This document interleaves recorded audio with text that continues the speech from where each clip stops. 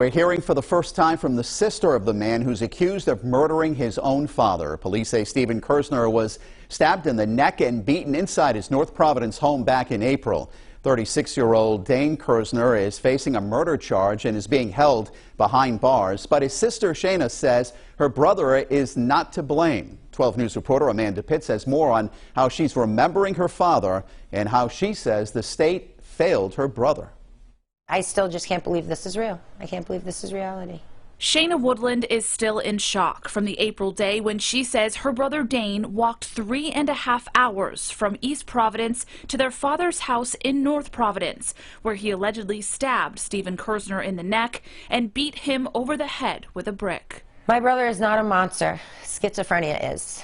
And that my dad and my brother loved each other. And that if my dad woke up and came out of this, the first thing he would have wanted to do was to help my brother. But he didn't wake up. Stephen died after a few days in the ICU. His girlfriend Linda was also injured but is recovering. There's honestly nothing that I could say or show you that would portray what an amazing man my dad was. He loved harder than he loved himself.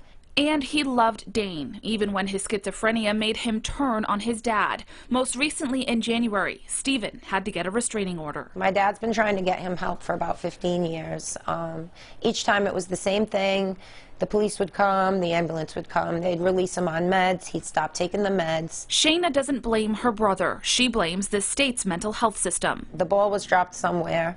Not only did my dad lose his life, but my brother lost his, and I'm struggling. I'm really struggling.